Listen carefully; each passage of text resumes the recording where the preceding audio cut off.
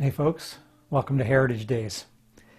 Heritage Days is something we do at Booth University College every year as a way of kind of connecting the dots between what we enjoy every day through Booth as part of Education for a Better World and the wider work and ethos of the Salvation Army within which Booth University College is situated. Heritage can sound kind of dry and dusty, right? Sort of like history, especially if you've never had a chance to learn it with somebody who loves it or who gets the story kind of part of it. It can feel disconnected from our fast-paced, ever-changing reality. But it's not. Or at least it doesn't have to be. Making connections between what has gone before and what is happening right now is one of the very important ways that we can situate ourselves, sort of ground ourselves in the present, have some sense of who we are in the now. Can help us understand things like the kind of networks that we're part of, what kind of good people we're surrounded by, both locally and globally, and how something like, the Salvation Army, which can seem like just a name if it's never been part of our personal experience, might actually have a lot to do with things that matter deeply to us and that impact us personally.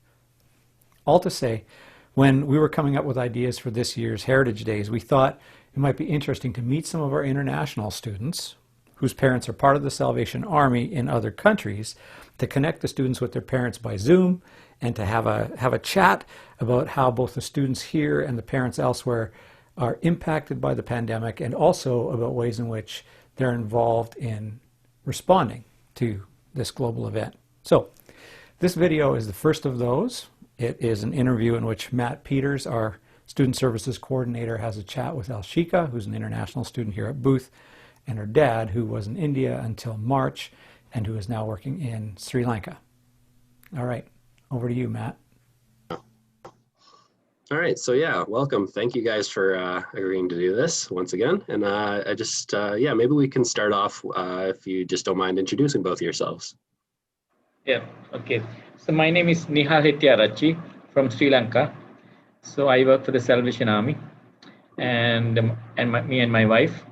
And we have 3 children, 2 daughters and 1 son. So we have a happy family. And we love to join with you on this program. That's okay, yeah. Perfect, thank you. And how about you, Elshika? Hi, my name is Elshika. I'm an international student, and this is my second year, kind of like the end of second year. And yeah, that's it. Excellent. Yeah, perfect. So yeah, I just have a few questions for you guys today. Get some different kind of perspectives and see how you guys are doing. So first off, the big question for everybody is how they're doing in the pandemic. So how are you doing during the pandemic? How are you facing it? And what are the other issues that you're facing, having to deal with because of the pandemic or just in general? Yeah, I mean, the pandemic, as we know that COVID-19 hit all over the world. So talk about Sri Lanka, and Sri Lanka government's always trying their level best to fight against COVID-19, as usual other countries do.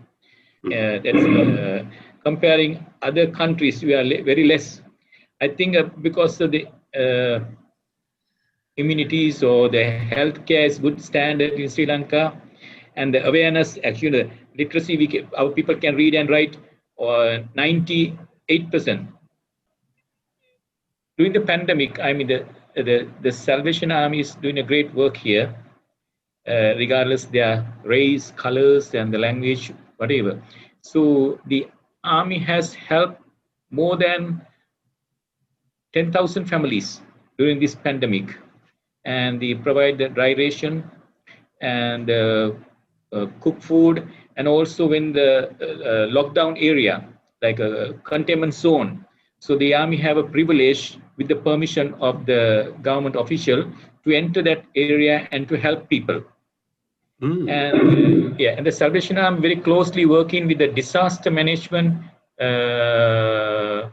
office and health care and the police and Grama Sevaka. We said Grama Sevaka, the head of the village. So, and with the army always link with the community and the personnel as well, those who are frontline workers. So we also partner with them and provide our, when we serve the people, we find the records, everything from the official records, not just we go and do things. We're not doing that. So that is one of the best thing that we collaborate with the other NGOs, organization, and government as well. Right, right. So it seems to be a lot of these kind of close kind of partnerships with a lot of these NGOs, the police, and other organizations to be able to just kind of. It seems like you're able to get in there, be on the ground, and directly be helping by like taking care of the people who are sick. And actually, I mean, when the distribution time, and we all come together, the forces, people are coming, appointed by government, and the health, HPHI, the health inspectors, and the police, and the grammar sevaka, and though in the presence of them, we do our distribution as well. And all the letters and the beneficiaries are approval by the government. Right. So we have a good link with them. You know, for example, now yesterday we our territorial headquarters, we distribute 30 families education grant. Those who are affected from the bomb blast, 2019, there was the Easter bomb blast. So more than 300 Catholics members die because they attacked the Catholic churches. So yesterday we gave the scholarship for the students, the families, and we invite the Catholic Church priest to come. Okay. And he also came. So the first distribution give out of his hand, but the Salvation Army take initiative. But we come together as a group to help people. Well, that's great to hear. Yeah, exactly.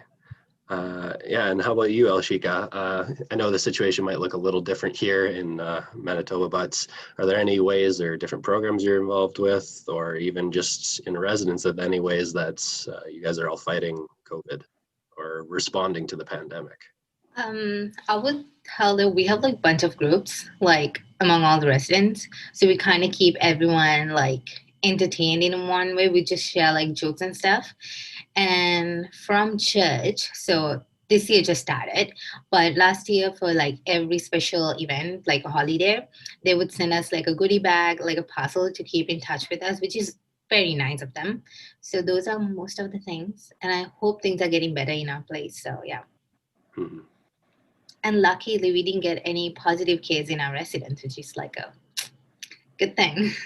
Yeah, exactly. Well, I'm with you there. And the Salvation Army take initiative to put up stickers, the public awareness, and with the Salvation Army red shield and the government's logo as well. Okay. So we clean your hands, wear masks, and keep social distance. So we put stickers and all the public places and the shopping centers and the public public buses as well. So our team put more than 5,000-6,000 stickers. Wow. Yeah. So give the awareness to the people. Yeah, exactly. And the TV channel, and we invite them to take cover the media coverage, what we do, and people should know that what is Salvation Army doing this pandemic, and we are the frontline battle fighting against to the COVID-19. So that's also make good on that as well. And next week, disaster management committee, 3 members are going to upcountry, in Sri Lanka, to distribute 1,500 dry ration bags for the families. So that is totally, that area was locked down. So the army trying to help them. So next week there will be a distribution of 1,500 families. Yeah, interesting. The thing is, now due to COVID-19 and the many areas, for example, some people lost their job, some people cut their salaries, and they find it very difficult. And so in a way that army has a privilege to even not a maybe bigger scale, even though we are trying to help people. So that's happening. Yeah, we are so grateful the Salvation Army is supporting the people, their time of need. Yeah. Yeah, no, it's definitely an experience to be able to reach out and support people in their greatest time of need, especially during like a global pandemic, for sure. Right. I mean, I mean, the Salvation Army throughout the territory here, all the churches and social centers, we are doing the similar thing, during this pandemic. And not only that, during the lockdown, the curfew time, so there are beggars in the streets. So we provide at least one meal for a day, the beggars in the cities and the towns. So that also that, yeah, that's because everybody was understand, and this the fear is the more thing that people at this point of time. So the Salvation Army take front line, and we have to look after ourselves. We know that, but at the same time, we need to help the time that desperate need is there for the society. Definitely. Yeah. The core level, I mean, during pandemic, the people are unable to come to the church. So, but we have follow the protocol precautions and give awareness to our people. And also, people of our church people also help. Most of them are very poor economically, not good sound. But even though they are sharing things, what they have, that's a good sign. That's a good sign. We have noticed that. Yeah. Yeah, definitely, for sure. Yeah, is there just kind of while we're on the topic, is there any other kind of programs you guys are running, ways you guys are reaching out? I know you covered probably most of them right now, but.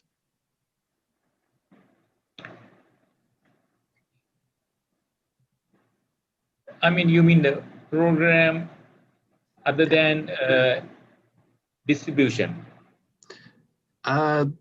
Yeah, it's just kind of an open question in case you just wanted to talk about anything else. Yeah, and also, I mean, like giving awareness. That's a big thing. Give awareness. So, it not happen here, but when I was in India up to end of October. So beginning from the pandemic, month of March 9th, there's a Pongal, there's a festival, Tamil people festival.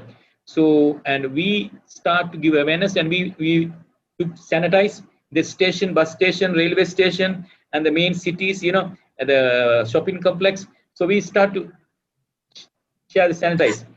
Beginning from the people say, wonder what is this going? But at the month of March, they're not much aware. But the Salvation Army in Kerala, the first church came to the street, to the community, and we help giving awareness, and we get the mask and your gloves and that's good awareness. And the same time in Kerala, when we work there, and the migrant people, when the suddenly lockdown, no transportation, nothing. So the migrants are not able to go their homes, and usually they work and they eat from the outside hotel, like we call it tattukada, it's a small shop. They're getting their meals. So they more than 700 people, Salvation Army catering, 21 days. Every day we fed, we went to the street and we helped them. So such a programs we have done. That's my experience in the past. Yeah, that's awesome to hear. Yeah. Yeah. And so if I can kind of summarize all of that, so you guys are doing a lot of work with being able to distribute materials, get in there, help on the ground, help people individually, also provide awareness through those stickers you were talking about. And even it sounded like very early on, like even in March or so, you guys were on the ground being able to sanitize things and whatnot. So that's like right away. Yeah. Oh, yeah. I think it's because of both in India and Sri Lanka, we have a collectivism society. So we tend to reach out, and we always put others first. So that also kind of allows us to do more than what we have in order to help others. Okay, yeah. There's a very big cultural part to that then. Yeah, and in India, I mean, in a way that we have with Salvation, we have to be very proud, and we give a credit to ourselves. We are doing what God has asked us to do. For example, now there's many people talk about, I'm not criticizing other churches, but they used to say, oh, the Salvation Army came to community from the beginning. And one man put a Facebook video clip, and he's very, very angry faced and very aggressive and also very painful. With the tears, he talk about what other people are doing. What are they? So just that's very famous video clip throughout the Kerala. Very famous. Yeah, they said that, see the Salvation Army. They come to the community and they are helping the needy time of the people. They are with the people. And the COVID-19 is everywhere effect. We don't know where we are. We will catch that. But the army officers and the soldiers came to the front line and help people. The Salvation Army throughout the territory here, all the churches and social centers, we are doing the similar thing, during this pandemic. And not only that, during the lockdown, the curfew time, so there are beggars in the streets. So we provide at least one meal for a day, the beggars in the cities and the towns. So that also that. Yeah, that's because everybody was fear. Understand, and this the fear is the more thing that people at this point of time. So the Salvation Army take front line, and we have to look after ourselves. We know that, but at the same time, we need to help the time that desperate need is there for the society. Definitely. Yeah. The core level, during pandemic, the people are unable to come to the church. So, but we have follow the protocol precautions and give awareness to our people. And also people of our church people also help. Most of them are very poor economically, not good sound. But even though they are sharing things, what they have, that's a good sign.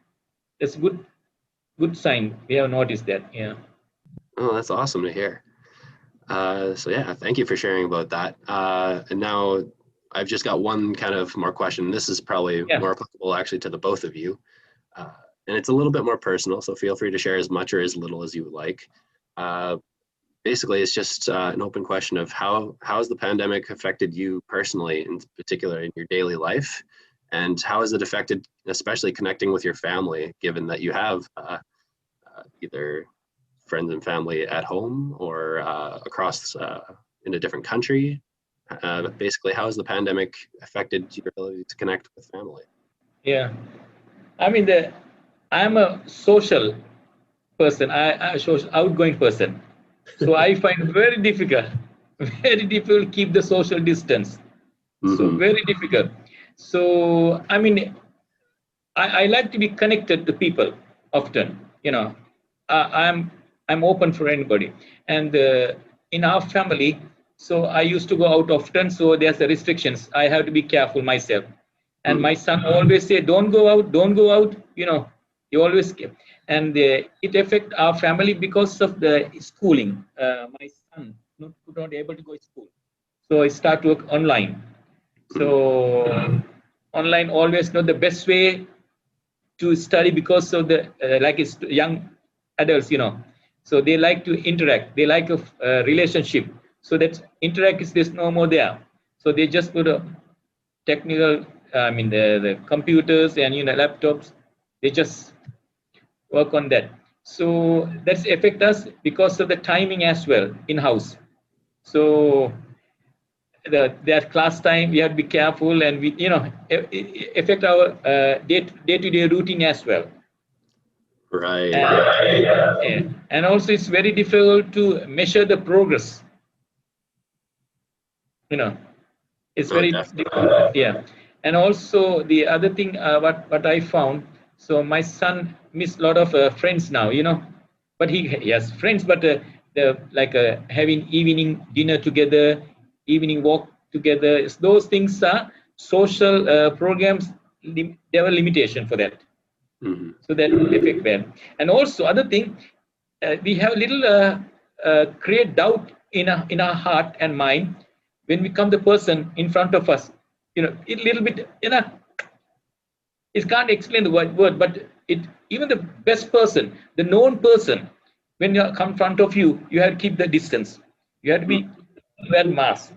So that's his feelings not much happy, you know. Yeah, Yeah. it's really hard. I know that's something I've Yeah. definitely noticed here too. Yeah, yeah. And I And guess, other things no, normally there, but so the government also advertise when you go to the street and think the your neighbor, next person, maybe the positive person, COVID positive, you know, it's very difficult. Difficult to grab that, you know. oh, No. very, So very. yeah, yeah. Yeah, no, I completely can relate to that. Yeah, and I guess the same question is for you, Elshika. How has the pandemic affected your daily life? How you connect with family, friends, all of it? Okay, so I basically have two families now, so back home and here. So when it comes to my parents being there, like my father mentioned, like yes, he's very like people's person, and he always want to help. Like he would put himself in danger just to do that. So we have to like constantly be like, hey dad, like don't do that. It's not safe. Like don't go. And then my dad would be like, Elshi, if we don't help, who else is going to? Be like, okay, you got a valid point, but you know, all of that. And then like you mentioned about my brother, yes, like it's like it was a transition from like in India to Sri Lanka to a new school, and not even seeing like who are his classmates. He's in a classroom, which is like very awkward, and I guess it's like weird too, like you don't know who are you in a class with because you have never met them. And yeah, friend time is like literally like gone to zero, and I asked to be isolated, so I'm just by myself, which is kind of like okay, but for all the safety reasons. And with all like you know the rules and restrictions kind of happening here, yes, it's hard to meet people, but I'm glad that we don't have the restrictions that we had the past 2 months. So we are allowed to meet people now, which is kind of nice. But yeah, that's what it is. Yeah.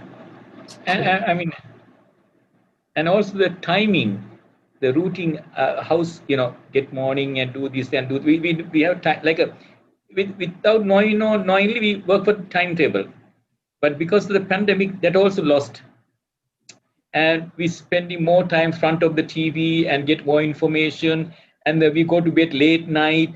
That affect badly the family routine as well.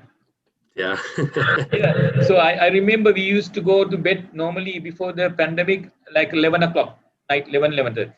Because the pandemic, it went like 1 o'clock and 1:30, you know. So it like came like a passion, you know, that we do like that way. Even the right now, relaxations is there, but we feel like that.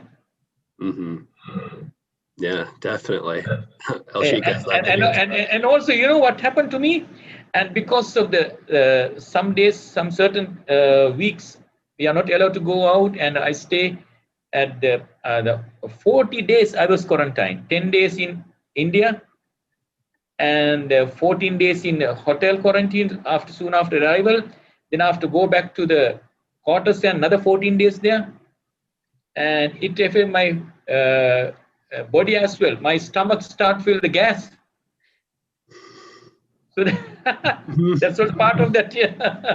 Yeah. But I Health was issue. happy about those Health 40 issue. days though. I was Sorry, what happy was about that? I was happy about that 40 days because I know he's inside, like my mom, dad, and my brother is like inside. They have like zero contact, which was nice. So I was happy about that 40 days though. Yeah. Yeah. Yeah. Well, Yeah. thank you guys. So Thank you for. you did we you okay with our feedbacks? No. Oh yeah, no, this has been great. Yeah, this is everything and more that I possibly could have asked for. This has been a great conversation. I've really enjoyed getting to talk and interview Me you too. Me guys. too. Yeah. Yeah. So yeah, I just want to say thank you again for Thank you. letting me do this. Yeah, I'll just I'll end the recording now.